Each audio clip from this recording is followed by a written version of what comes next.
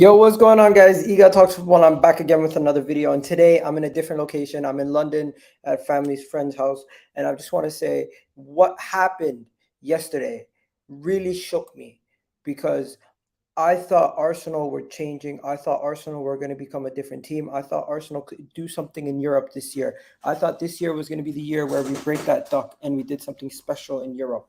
But unfortunately, we've been knocked out of the Europa League. We were knocked out of the Europa League by Sporting, and at this moment in time, I'm going to give you guys my reaction to it because if you haven't already seen my match vlog, I encourage you to go watch it. It was a great game to go to up until the part where we went to penalties. And actually, why am I lying to you guys? It was a painful game to watch. It was a painful game to watch in the sense that I felt like the first couple minutes we were on top of them. We were doing so well. We were showing everything that we were capable of. And then the moment that we started to pick up injuries, Tomiyasu's injury, then we picked up the injury to what's his name, Saliba, and it was like those back-to-back injuries crippled us and changed the whole momentum of the game for us. Yes, we ended up scoring in between with the 19th minute goal from Xhaka, and it was a good little piece of play. But we had so many chances. If I'm not mistaken, there were so many chances where we could have scored earlier in the game, and we just didn't take our chances. We were so lackluster in front of goal, and we were not clinical at all. I felt like there was chance after chance after chance in the early minutes of the game where we could have buried it. There was an opportunity where Jesus struck the ball, amazing save from the goalkeeper, the Sporting goalkeeper in the 16th minute. You had Martinelli's chance in the 19th minute. I think that was before Xhaka scored the rebound, right? And then you had Sporting on the other hand, they didn't really get into the game until the 30th minute where they started to get onto us. Jesus had another clear-cut chance he could have buried, but it didn't end up going our way. They really didn't have much going their way, Sporting, up until the 40th minute. They only had like 2 shots in the whole entire game, and then they started to get into it. Before halftime, you've seen Sporting start to get on top of us. You've seen Sporting start to build up momentum, but I was just shocked in how poorly we started the second half. We completely became a shell of ourselves, and they started to they started to smell the fear. They started to smell the fact that we weren't prepared to go into this crunch game. And it's not the first time. The Emirates went quiet, guys. The Emirates was quiet. Everyone was feeling the anticipation of what's going to happen next. We needed to get ourselves going. We needed to get ourselves up. We needed to get ourselves motivated. And that's what the players had to do. They had to get us back into the game because up until the halftime, until like the 66-minute mark, it was all Sporting. And credit to Sporting, they did so well. But it's like it was also they made us look so poor. And we're at home. We're in front of our own crowd. We should have done something. And that goal, the goal that they scored, oh my God. What minute did they even score it? In the 62nd minute to catch Ramsdale off his line the way that he did. Oh my God. I was beside myself. I was in shock. I couldn't believe what I was seeing when he scored that goal. I was like, from that distance also, it seemed almost unbelievable from where I was sitting, because I was like, it's not gonna go in. Surely it's not gonna go in. Surely it's not going in. And you know what happens? It goes in, and I was just like, wow, how on earth did we let that happen? I have the image for you guys right here. Tell me, when you guys were watching the goal, were you guys shocked in how he struck the ball and how it went in from the angle that it did? I was quite embarrassed. Yes, it was embarrassing to a certain degree. You lost, still hurts, bro. Very gutted for the team, 100%. Yo, what's up, Egal? I was disappointed. I wanted the Europa League trophy, but today I'm looking on the right side of the Prem and fully focused. Hopefully the injuries are not bad. We're going to get on to the injuries. People in the chat, let me know how you guys are feeling. Big up to you, Rams. Big up to you, Gunner SG. Big up to you, Ali. Ali says now there's so much pressure on the guys to win the league. If they don't, it will be embarrassing. You know what? It's not that it's going to be embarrassing. It's going to be extremely disappointing because we have it in our hands. Shocking. You have fans saying it's a tin pot cup. Bro, people who are saying stuff like it's a tin pot cup, stop lying to yourselves. These are copium. I'm not here as copium. I'm not here to sell you guys dreams. The reality is, yes, we have to focus on the Premier League. We have to push on, but no one's discrediting the Europa League. Every single one of you guys wanted to win that Europa League as much as you want to win any other trophy. Let's be honest. Even the Carabao Cup, we disregard the Carabao Cup. But the reality is, if we're in it, we want to win it. That's the reality. Injuries messed us up. Yes, injuries did mess us up. Injuries did mess us up because we had to make two substitutions in the first 20 minutes due to injuries. That is mad. That is unheard of, ladies and gentlemen. Let's be real. Arsenal doesn't have the squad depth to compete on for both trophies. It's a blessing in disguise. Embarrassing, but still, I wouldn't say it's a blessing in disguise. When has getting knocked out of a cup competition ever been a blessing for a team? When has being knocked out of a cup competition ever been a good thing for a team? When is it getting knocked out of a competition been a good thing? Yes, people did give us an example last night. I seen Livs's Twitter. He said something about Man City lost to Sporting in 2012 in the Europa League when they went on to win the league. Sometimes it works out for people, sometimes it doesn't. The reality is it can go both ways. It could be a blessing in disguise, and it could also be the beginning of a capitulation. And I don't want to be that guy that brings the negative to the fight. But I'm just gonna try to be fair and balanced here. Big up to M in the chat. Big up to M. Big up to my guy here, Rams, saying Ramsdale, like I said, way up. And for me, Jorginho shouldn't have played those tight passes at the time. Guys, if you guys know, yesterday Jorginho was invisible in my opinion. We couldn't control the game. We had no control of the pace of the game. It was absolutely shocking. Also, guys, do me a favor, hit that like button right now. Gets more people in here and it helps out the channel a lot. Really would appreciate if you guys could do that. Hit that like button right now while you're here. We currently have 5 likes. Come on, we can do much better than that. We have a question in the chat. Igal, do you agree with some of the Arsenal fan base saying they don't care about the Europa League because they have bigger fish to fry? This could be detrimental, in my opinion. You know what? I fully disagree that we should. Obviously, now that it's over, you got to lick your wounds and move on. But the reality is, to hindsight's 2020. The moment you lose, you say, "Oh, it's nothing." You don't want to care. It's almost like the moment you get out of a relationship, you start saying, "Oh, I don't care about that girl or guy or whatever, whatever relationship you guys are in." Whenever you get out of a relationship, you're like, oh, I don't care about that girl no more. I don't care about her. But the reality is, you probably still do have feelings for her. It's just you're trying to move on from it. That's the issue. It seems like Arsenal fans are trying to move on from the situation, and rightly so.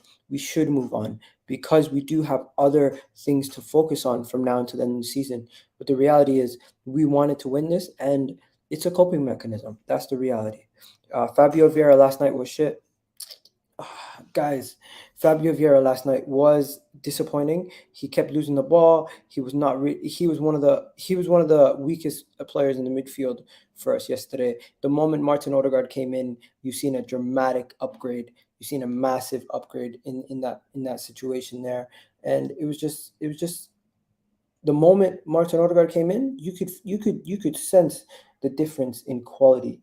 You knew the difference in quality the moment he came in, and it was like, why didn't he just start Martin Odegaard? Because he started a lot of the other big fish. I think he trusted Fabio Vieira in this game, but Fabio Vieira did not play well. He did not play well at all. He was actually one of the players that let us down.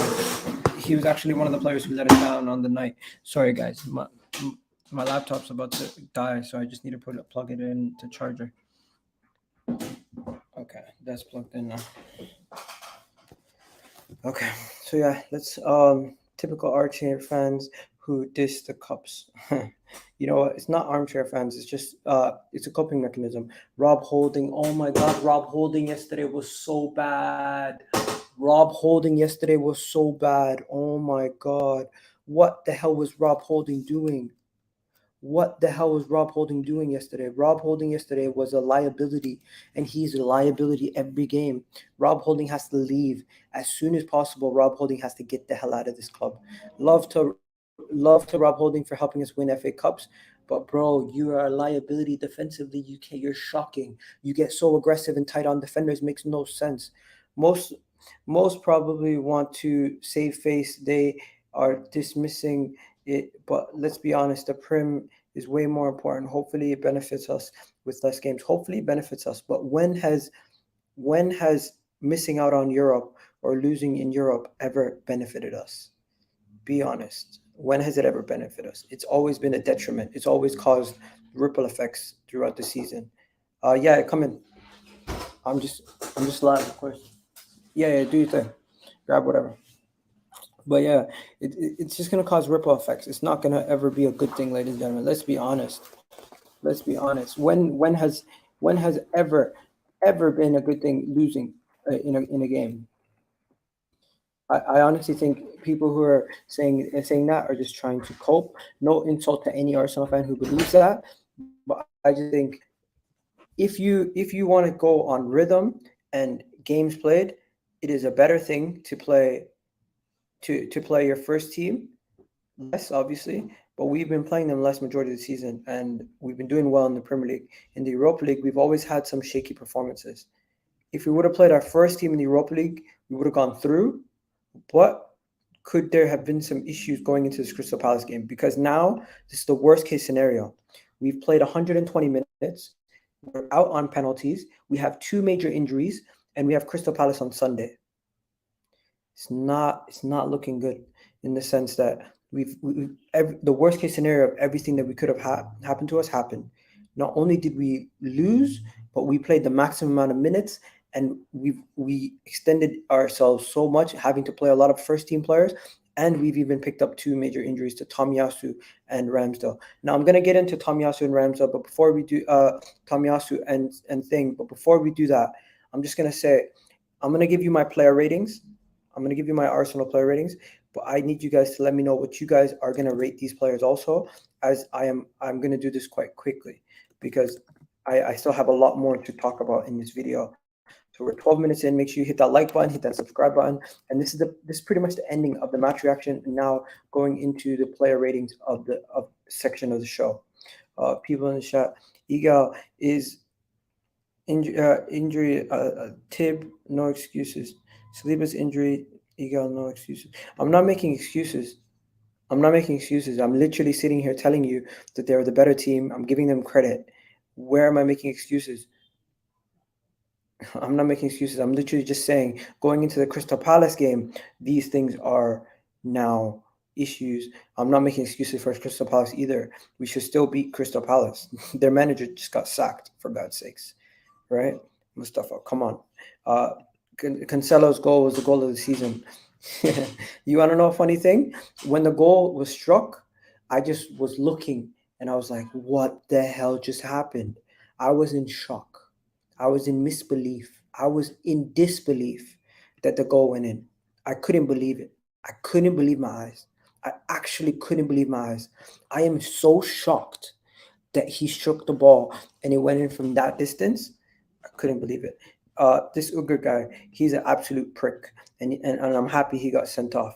He should have got sent off way earlier. That guy was throwing himself around like every 2 seconds. Irrational. He was so reckless in all his tackles. It was so poor from him. But somehow, some way, he just got through it. He just got through it. Okay, so yeah, guys, 14 minutes in, we're now going to do the player ratings. What are we going to rate Ramsdale? What are we going to rate Ramsdale's performance? Because safe to say, Ramsdale was he couldn't save a penalty. He couldn't save any of the penalties yesterday. Ramsdale couldn't save any of the penalties. He had so many chances. He was so close to two of them. Two of the penalties he was so close to saving. Ramsdale just came close to saving the penalties in the shootout twice. He made a couple huge saves. Overall, was not a bad performance, but we lost, and we lost on penalty shootouts. So I'll give him a 5.5, and I think that's generous. I think 5.5 is fair. I'm not giving him a very low rating because I felt like Ramsdale was poor in the penalty shootout, but majority of the game he was decent. The only thing is he got caught off his line, and you can blame him for the goal that was from the halfway line as much as you want. But at the same time, you got to give credit. That was a wonder strike. Most 10 out of 10 times you try that, you don't even get it on target, let alone get it over the keeper and in. So I got to give credit to the sporting attacker there. As much as I give a lower rating to, you know what? I'll move him down to 5. I'm willing to give Ramsdale a 5. I'll give Ramsdale a 5. It was an average game from him. I wouldn't say it was a bad game from him. He just had a poor penalty shootout. The rest of the game, he was decent. So I'll give Ramsdale a 5. Tomiyasu, I'm not even going to rate Tomiyasu. We're not even going to rate Tomiyasu at this point. We're just going to keep Tomiyasu's rating at 0, and then we're going to move on. William Saliba. William Saliba did not get to play enough either. Less than 20 minutes to play. He doesn't get a rating either. When it comes to Gabriel Magalhaes, probably the biggest attacking threat in our team when it came to chances in the box, off those corners. He kept getting chances, kept getting goals saved off the line. Every single time that there was a corner, he was the most threatening player. Defensively, he wasn't an issue. I thought he was one of the better players on the day. I'm going to give him a 6.5. Rob Holding, absolutely terrible. Rob Holding pissed me the hell off. He was a liability for majority of the game. The only thing great about Rob Holding is his hair. So I'm going to give Rob Holding a 3. Okay, if you guys disagree, let me know what you think. Ben White came in for Tomiyasu, and he was quite solid. I'm going to give him a 6. I thought he was decent. If you guys disagree with anything, let me know, and I'll go through it after I'm done the ratings, right? Then we go now to Zinchenko. Zinchenko, what did Zinchenko do beside? I was on the side where Zinchenko was playing. Boy, is Zinchenko a technically gifted player. Zinchenko, the way he makes intricate passes, the way he does little things, the way that he does 1-2s with people. Zinchenko is an amazing footballer. It's just I didn't realize how good he was when he was at Manchester City. Him being at Arsenal, I realized how technically gifted he is. And I think in the game, he kept the ball ticking from that left flank in the first half. Second half, I don't really know what happened. But first half performance alone, he deserves more than a 5. Second half performance a little bit tailed off. I'm willing to say he was one of the better players in the back line. I'm willing to give him a 6. Okay, Jorginho. I thought Jorginho was doing well in the first half, but then slowly started to dissipate as the game went on. So after the 30 minutes onward, I didn't really notice him, and he was on the pitch for quite a while. So based on that, I'm going to have to give Jorginho, who played 65 minutes, I really only noticed him for about 30 of those minutes. Big up to you, my guy. I hope you're doing well. Liverpool fan in the chat. Terrence Tibbs saying the main problem is Arteta's team selection. It makes too many changes. That is true. I agree. Mikel Arteta does make too many changes. He needs to probably tone it down a little bit when it comes to that when we get into the Champions League. Jorginho, I'm going to give him a 5. I thought Jorginho was average. Xhaka scored a goal, picked up a yellow. Besides that, didn't really notice him too much. So I'm gonna give him a 6. He found this game tough. He found that game so tough for him. He was getting bullied off the ball, pushed around. I'm giving him a 4. I thought Fabio Vieira was poor on the night. Reece Nelson. Did you guys even notice Reece Nelson too much? Reece Nelson didn't really he didn't move me. He created like one chance. He didn't really do much for a majority of the 90 minutes. I was looking around like, when is Saka going to come on? When is Saka going to come on? And Saka eventually came on in the 65th minute. But Reece Nelson, nah, mate. He was poor. Jim, Mubarak to you. Hussein, hope you're doing well. Vieira was man of the match for Sporting. He was poor, no lie. Arteta should have kept the starting 11 versus Fulham. Potentially, yes, Hussein, he should have done something else instead of what he did. Xhaka was at fault for the Sporting goal. I didn't really notice that Xhaka was at fault. What did Xhaka do that made him at fault for the Sporting goal? Let me know, Matthew. Vieira sacked manager bounce coming, Iga. Yeah, we're going to talk about that later. We're going to talk about that later in the stream. Just let me finish up the player ratings. Next, we've already spoken about Nelson. Now we're going to go on to Martinelli. Martinelli was probably one of the best in the front three. And his chance, he had one good chance, and it led to the Xhaka goal. So he was on top of his game, but he was working very hard. He was even helping out defensively at stages. I just wanted to see how he was going to work with him and Jesus back, and he looked good. I'm going to give him a 6. I thought he was decent. Reece Nelson, by the way, I gave him a 4. Jesus, Jesus was good, but not good enough. he could have scored. He could have scored like 2 goals. He needs to be better in front of goal. But the minutes that he played, he was good.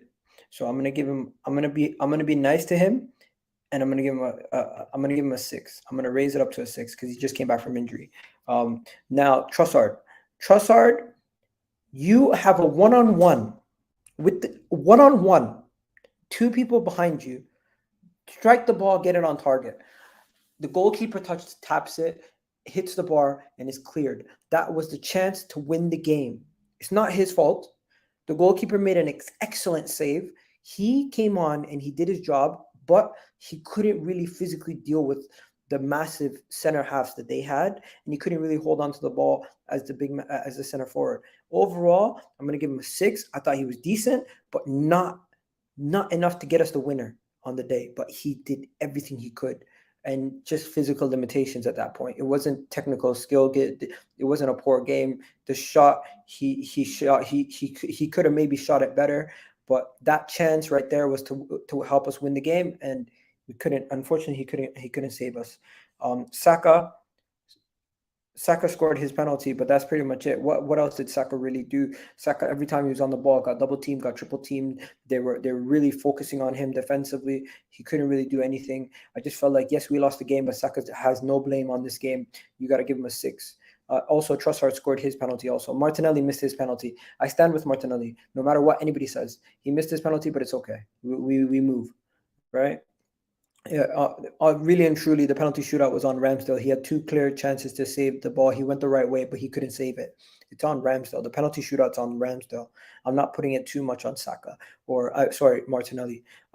Martin Odegaard and Partey came on. They gave us control over the game. I thought Martin Odegaard came on, and he was probably one of our best players. I'm giving Martin Odegaard a 6.5. He was probably one of our best players coming off the bench too. So give him a 6.5. Thomas Partey, same thing. He came off the bench, gave us control, helped us keep the ball for a little bit longer, but still not good enough to help us win the game on the day. I'm not going to fault him. No fault of his own, but today was a 6. 6 is just decent. So 5 is average and below. What are people saying? Yo, Iga, we need Danny Tarts and Danny or Danny Roja. I don't know who that is. Bro, mans are happy. We just the Tin Pot Trophy tournament. What?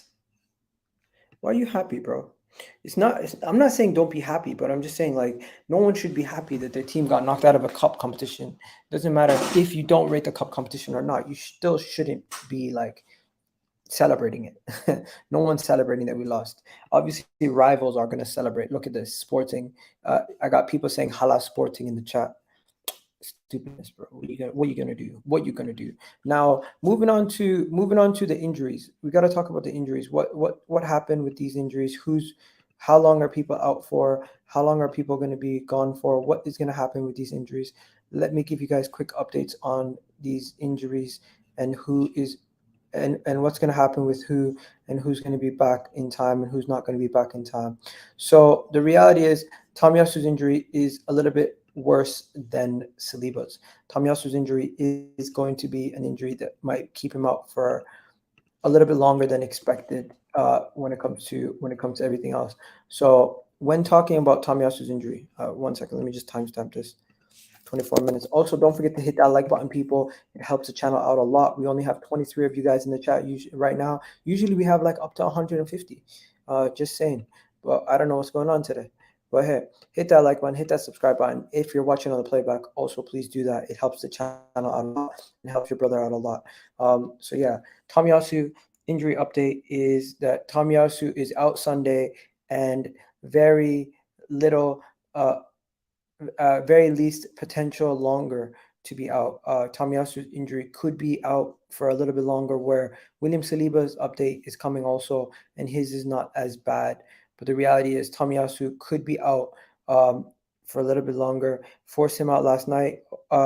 Hopefully an update comes to the extent of the injury very soon. But we had a couple of players coming off yesterday. Oh, shit. Okay, so let me just show you guys this. So not only was there Tomiyasu injury updates yesterday, but there's reports that these are the injuries reportedly. Okay, so Trossard limped off, that looked like he's okay. Zinchenko was clutching his hamstring. Most likely that was just a cramp. Uh, and then Tomiyasu and Saliba were subbed off for injuries, right? So the rumor has it that Tomiyasu is a precaution. Saliba is just a precaution. Zinchenko was a cramp, and thing is okay, right? But let me just show you this. This was what the new coming out says. So William Saliba will be assessed in the next 24 hours to determine if he will be available for the Crystal Palace game. So at this moment in time, William Saliba will be assessed. We're gonna have to wait and see if William Saliba will be available for the next upcoming game. I hope he will be available, but that is what we're checking now, right? Reports coming out that William Saliba will be assessed, and Tomiyasu will be out Sunday's game, or potentially even very longer. That is the reality with this situation with him. And then Arteta even spoke about it. Arteta said um, Tomiyasu is pretty serious. His reaction and what he said to me. William Saliba had some discomfort. Arteta provides an update on the defenders who were forced out due to injury, right? But yeah, the reality is Tomiyasu's injury is a little bit more serious, and we should be worried about that one. But when it comes to William Saliba, William Saliba is going to be okay, and his thing's okay. He was even spotted after the game wearing crutches. So Tomiyasu's injury is a little bit worse than William Saliba's. Just the reality of the situation at this moment in time. I'm not too concerned, honestly, because Tomiyasu is a backup at this point. Tomiyasu is not the starter. Tomiyasu doesn't start week in, week out. The starter for Arsenal is not Tomiyasu. If Tomiyasu was the starter and he had to start every game, then I'll be worried. Igal, are you worried that Sky Sports are saying Qatar is preparing to overpay for Manchester United? I I don't worry about other clubs right now. I'm just focused on Arsenal. The honest truth. You guys do what you guys got to do, and maybe down the line when it's actually done, we can talk about it. For now, it is what it is. It is what it is. Who did you guys draw? You're funny. You're funny, Shakir. You know who we drew. We didn't draw anybody. James J in the house. Worry, bro. Will Arsenal win the Premier League? Arteta changes every time. Change every time makes he makes too many mistakes, will cost Arsenal the title.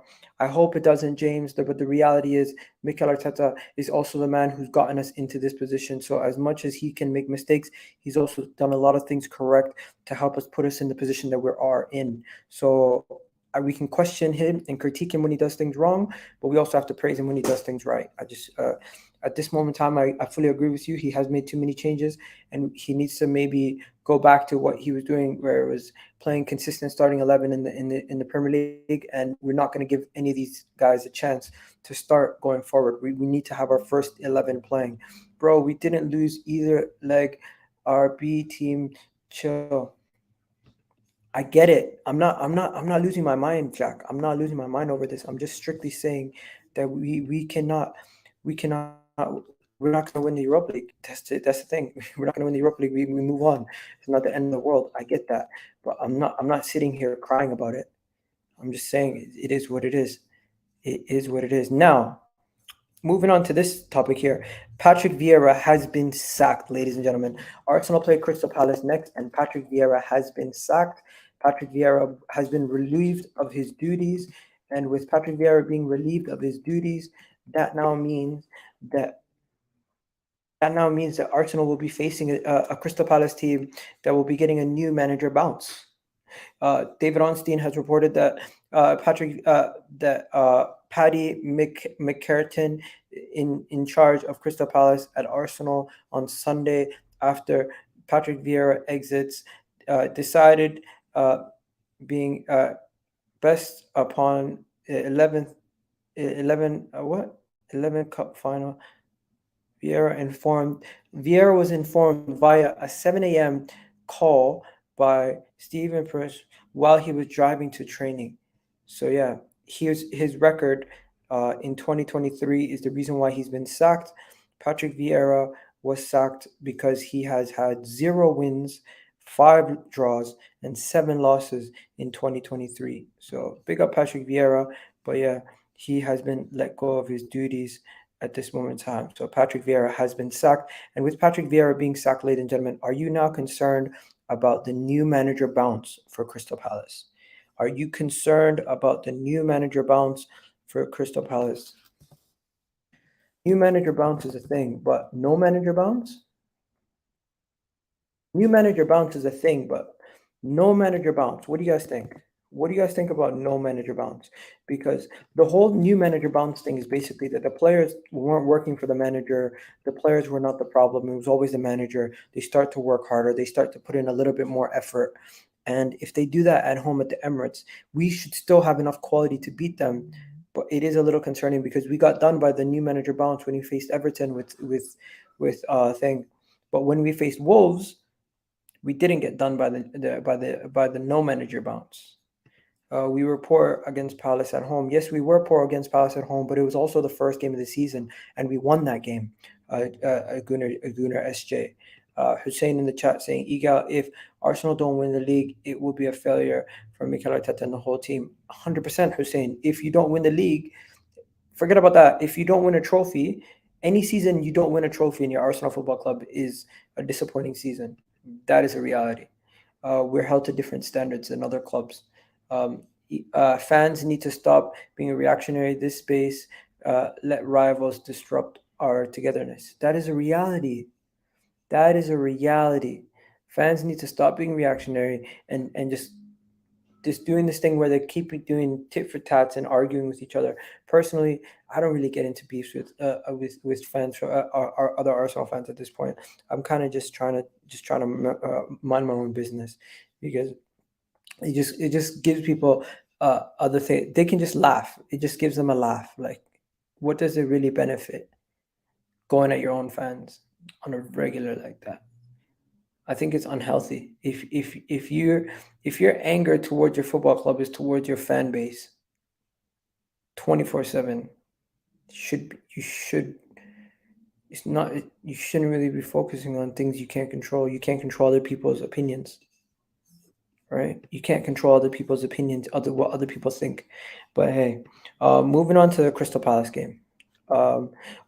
Before we move on to the Crystal Palace game, what do you guys think about the Kardashian curse? Because because people are gonna laugh, people are gonna cry, people are gonna make jokes about it.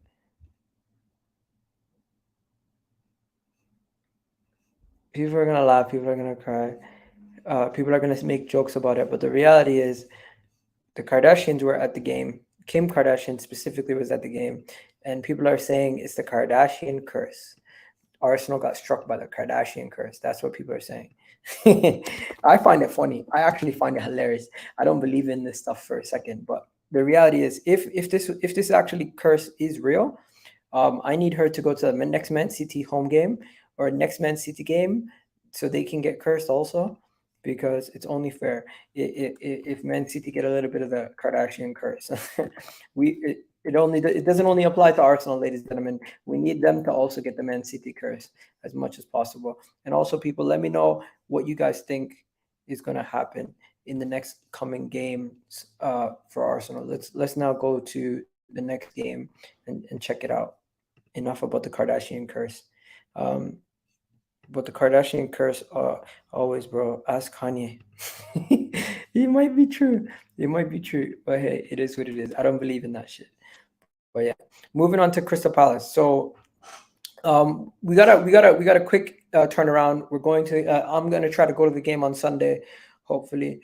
But yeah, this is a situation, right? So 2 p.m. kickoff versus Crystal Palace on Sunday.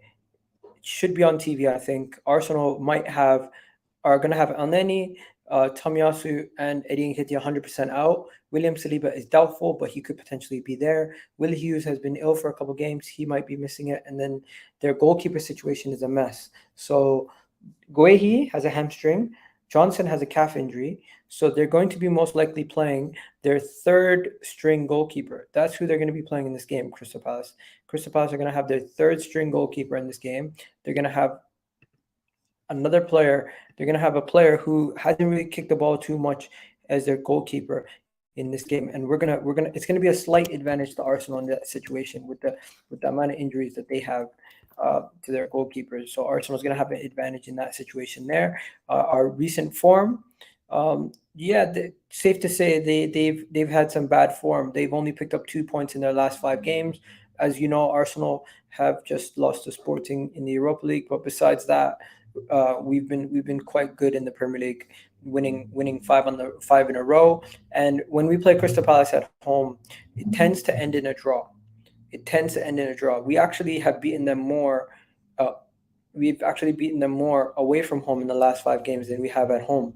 At home, we've drawn to them a couple times, and if I go even further back, we tend to draw at home versus Crystal Palace quite often, as you can see here. Crystal Palace at home is never an easy game. Crystal Palace at home, we've actually been better away from home in London this season, and away from home in general, than we have been at home.